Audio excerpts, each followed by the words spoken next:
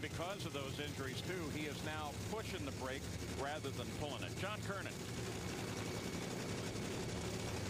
And Paul, talking to John in the staging lanes a few minutes ago, he constantly flexed both hands, and he also told me what he's got to do now is concentrate really hard on how he uses that clutch, because his leg is still a little bit weak and he doesn't want to burn up the clutch. So he says that's where his concentration is right now.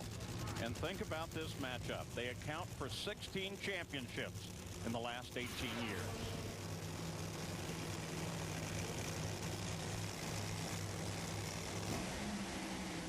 Red light for Tony. Whoa, Tony's in big trouble. The car explodes, then brushes off the wall, comes across the track. Whoa, man, that was a big explosion. That's one of the biggest I've seen ever. And then John puts it in the sand. Wow. Dickie Venables, as he takes off down the track. Tony's okay. He's getting out of the car. But, man, that was a huge explosion. Look at his fire suit. I mean, they got totally that. Not only was it big, it was hot. Boy. And the crowd reacts to Tony's climbing out of the car. Boy, that was just enormous. That's usually that's a situation a lot of times where you break a crankshaft, and what happens is the valve train gets broken. It's not in time with the engine, and it just misfires in like 4 or 5 different cylinders, and the explosion is just huge, as you could see it there. Oh man, Tony's on the ground. He's still hot. He wants to get out of it. Look at his suit. I mean, his suit. He could have some burns there on his legs. I mean, look at his legs there, man. That thing got a lot of fire. Yeah. A lot of fire. Look around the knees. Yep, and his arms too. So. Crew chief there, Bob Bodie, his 31st race day start over on the other side. Oh, John is just everywhere for a guy that's been walking around with a cane part of the time. And he wouldn't miss not. Bob Bodie, he qualified number 11. Ashley Force could not take him lightly. He made a very good run in the opening session here on Thursday to qualify him that number 11 spot. And consider this, the first four races, number 1, 2, 3, and 4 qualifier were all booted out of here. John Force was the first guy to win from the top of the ladder. So Ashley Force needs to do her job. Hopefully she's got a good car. She's going to want to get the job done to get around Bob.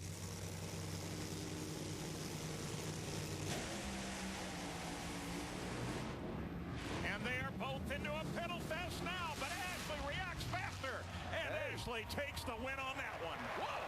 Now, there's a pedal job, folks. Oh, is that nice? What a difference a year makes, huh? Kept it straight. Yeah. That was nice. She's got to be excited. I'll tell you, she was focused on that job. You remember Seattle last year where she got out the throttle too quick and that thing rotated around. This time, look, she stayed out of the throttle. She made sure that car was pointed straight, got back in it, and hooked up, and she won the round. Great job. Both drivers left identically. You saw them both smoke the tires at the same point. She caught it very quick. Not a whole lot of smoke. Bob Bodie was trying to just stay in the throttle. You saw what happened to him. It was smoking the tires. She stayed out of it longer, but what that did is it allowed the Goodyears to hook back up, and when that did, she was able to just pull away from Bob and get the win. Great job. New Old Spice car, and is now behind the wheel.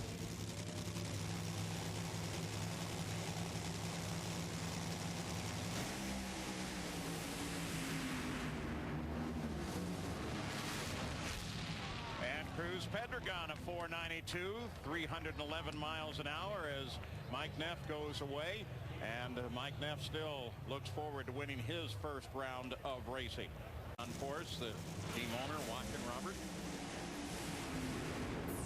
And again, the track becomes tricky, and it's over for Ron Capps. Robert Height takes the win when Capps crosses the line.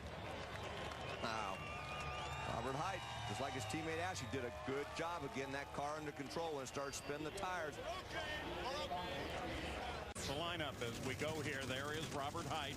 He won here in 2006 over Ron Capps and won the finals here last year. Came up one round short of the championship. He did a great job in the previous round when that thing smoked the tires, and he just feathered that throttle back in to get it hooked up and get the win over Ron Capps. But Gary Densham in the other lane, that number 16 qualifying position, he would love nothing better than to be able to get the win here from that very last qualifying spot.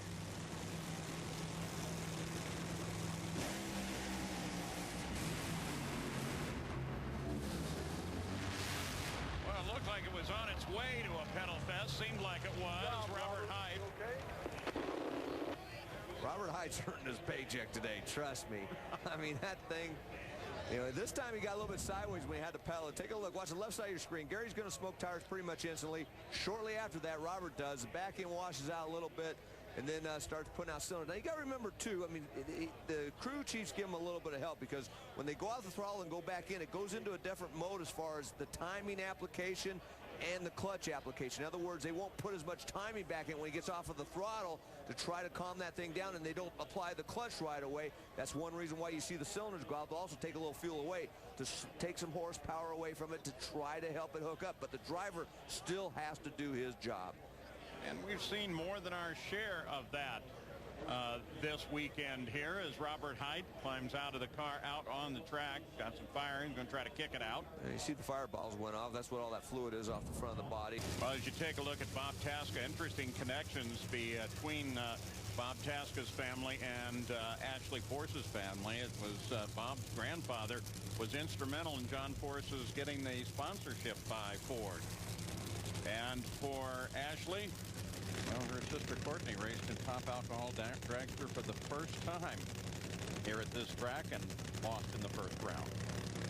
It's interesting that Bob Tasca has a lane choice and he chose that left-hand lane. We saw top fuelers all take that right lane, and with a 451 by Schumacher, 53 by Corey, you would think they would want to take that right-hand lane, but so far both Dencham and Tasca have taken that left.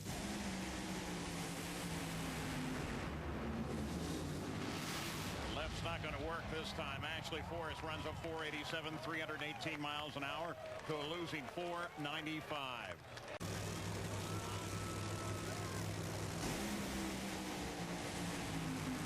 Something happened to Scelzi. Wow, did it happen? And so as Gary Scelzi stays back at the line, John Force advances with a 487, 312.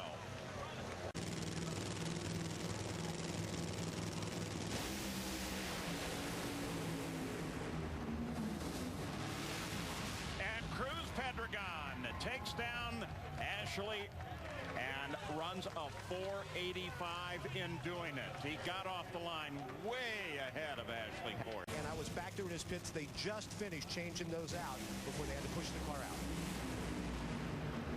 John Force gets in trouble off the line, and Robert Hyde runs down with a 484, 313 miles an hour, and will face Cruz in the funny car final. Well, Robert's got the Old Spice style, the Powerade 100th career round victory. How good does it feel to finally get down this racetrack with a full pull?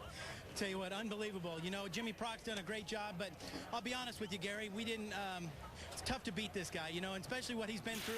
And if you guys, the fans out there, could have seen what he's been through and the look on his face when he's in physical therapy, it's amazing. The guy loves drag racing more than anybody else out here, and that all proved it, but it's tough to beat him. And, you know, he's the guy that brings Old Spice and Sanyo and all these new sponsors to the table, so it's tough to want to beat him. Well, congratulations. You're going to another final. Third year in a row. Thank you. 84-degree track temperature here in Southern California as the sun goes down. You saw Ron Tobler. There's Jimmy Proc. The cars are ready, and they begin to stage.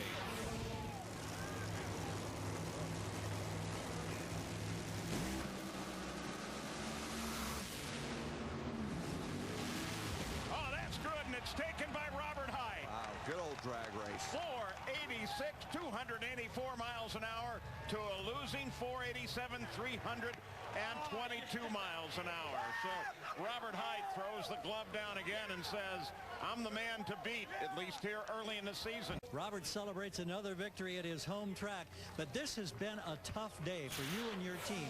And as you struggled early rounds, well, how did you assess your chances of getting to this point, holding one of those trophies again? Tell you what, after the first couple rounds, it wasn't easy, but you know what? It's not only been a tough day, it's been a tough off season. It's been crazy. Ford and Murph McKinney has worked with John Medlin night and day to get us new cars that are safer, and it's obvious that they've performed great. John Force is back. What else can we ask for? He's got Old Spice and Sanyo. We got brand source. And you know what I want to do is I want to have 23 races here at Auto Club Raceway. I can understand why.